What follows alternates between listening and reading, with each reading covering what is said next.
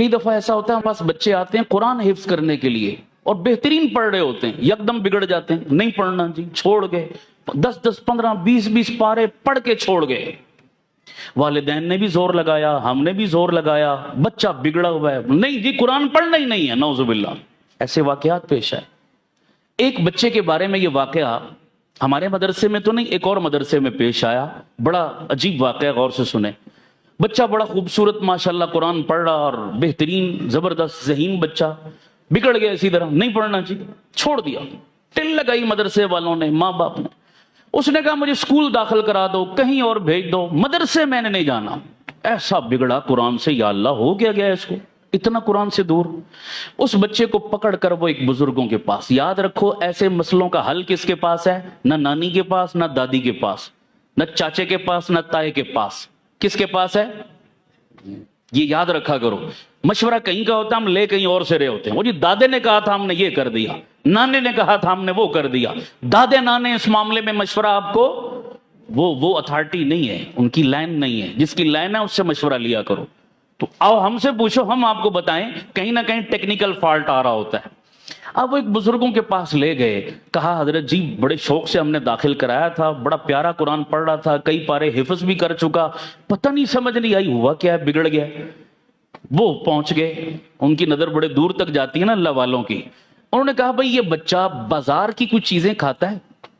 انہوں نے کہا جی اور تو نہیں، جب مدرسے سے چھٹی ہوتی ہے گھر آتا ہے نا تو رستے میں کوئی برگر والا، ریڑی والا، تو اس کے برگر اس کو بڑے پسند ہیں، تو یہ روز آتے جاتے وہاں سے برگر کھاتا ہے۔ وہ بزرگ فرمانے لگے ایسا کرو 40 دن تک بازار کی تمام چیزیں اس بچے کے لیے بند کر دو، اس کی جو ڈیمانڈ ہو گھر میں اس کی والدہ کو کہو بنا کر دے، برگر بھی چاہیے نا گھر میں کھلاؤ، بازار کی چیزیں مت کھلاؤ، اور گھر میں بھی جب کھانا بناؤ تو کھانا حلال تو ہو ہی ہو، لیکن حلال کے ساتھ ساتھ کیا ہے، اس کی ماں کو کہو کہ باوضو ہو کر کھانا بنایا کرے۔ سبحان اللہ، ان چیزوں کا اثر کتنا ہے۔ باوضو ہو کر کھانا بنایا کرے اور ذکر یا تلاوت کرتے ہوئے کھانا بنایا کرے۔ 40 دن یہ نسخہ استعمال کرو، پھر مجھے بتانا اثر کیا ہوا۔ انہوں نے شروع کر دیا ایسا جناب، چند دن گزرے تھے بچہ خود ہی تیار ہو گیا، لے چلو بھائی مجھے مدرسے لے چلو، خود ہی تیار ہو گیا۔ والدین بڑے خوش ہوئے، گئے ان بزرگوں کے پاس، حضرت جی واقعی آپ کا نسخہ تو بڑا کام کر گیا، اس میں راز کیا تھا؟ فرمانے لگے اکثر، سب کی بات نہیں کر رہا، لیکن اکثر بازار میں جو چیزیں ملتی ہیں کھانے پینے کی، خاص طور پر تیار کی ہوئی، اکثر لوگ بے نمازی ہوتے ہیں۔ اور حدیث بتا رہا ہوں میرے نبی کے فرمان کا مفہوم، ایک بے نمازی کی نحوست 40 گھروں پہ پڑتی ہے۔ 40 گھر کا مطلب پورا محلہ، تو جہاں پورے کا پورا محلہ بے نمازی ہو، اس محلے کی نحوست کا عالم کیا ہوگا، آپ اندازہ لگائیں۔ اب یہ نحوست ہوتی کیا ہے، اس کے آفٹر شاکس کیا ہوتے ہیں، یہ ایک الگ موضوع ہے، پھر کبھی بتاؤں گا کہ کتنی خطرناک چیز ہے یہ۔ ایک بے نمازی پورے محلے کو لپیٹ میں لیے ہوئے، تو خود اس کے اپنے وجود میں کتنی نحوست ہوگی۔ انہی نحوست والے ہاتھوں سے اس نے برگر بنائے، کھانا بنایا، سالن بنایا، روٹی بنائی، جو بھی، تو بتائیے وہ جو کھا رہا ہے کیا نحوست اس کے اندر نہیں جا رہی؟ اب نحوست جس کے اندر گئی، اس کا اعمال میں دل لگے گا، تلاوت میں دل لگے گا، نماز میں دل لگے گا؟ کبھی بھی نہیں۔ وہ فرما رہے تھے کہ یہ وجہ تھی جس وجہ سے بچہ بگڑا ہوا تھا اور نہیں اس طرف آ رہا تھا، میں نے آپ کو یہ نسخہ بتایا، وہ کام کر گیا۔ لہذا اس قسم کے کھانے، تو سوچو بے نمازی ہاتھوں کا کھانا کھا کر بندہ قرآن سے دور ہو گیا، تو جو بندہ کھائی حرام رہا ہے وہ قرآن پڑھے گا؟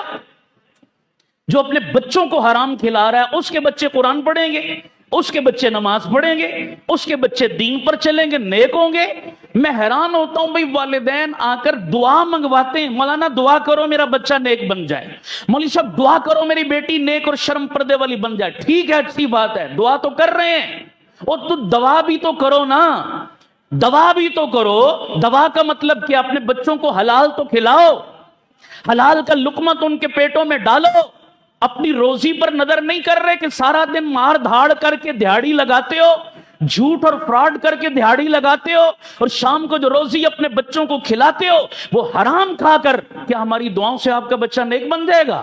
کبھی بھی نہیں ہو سکتا، کبھی نہیں ہو سکتا۔ حلال کھلاؤ، پھر دیکھو کہ آپ سے پہلے آپ کا بچہ دوڑ کر مسجد میں آئے گا۔ حلال کھلاؤ، پھر دیکھو آپ کا بچہ آپ کی آنکھوں کی ٹھنڈک کیسے بنے گا۔ یہ اصول ہے۔ ہم لوگ اس طرف توجہ نہیں کرتے کہ ہماری آمدن آ کیسے رہی ہے.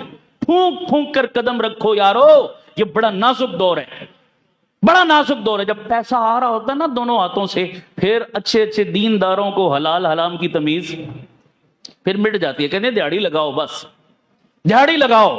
اس وقت تو دونوں ہاتھوں سے دیہڑیاں لگا لیتے ہو, لیکن پھر جب اس کے آفٹر شاکس آتے ہیں پھر سر پیٹتے ہو, پھر رونا روتے ہو, پھر وظیفے پوچھتے ہو کہ یہ کیا ہو گیا, وہ کیا ہو گیا.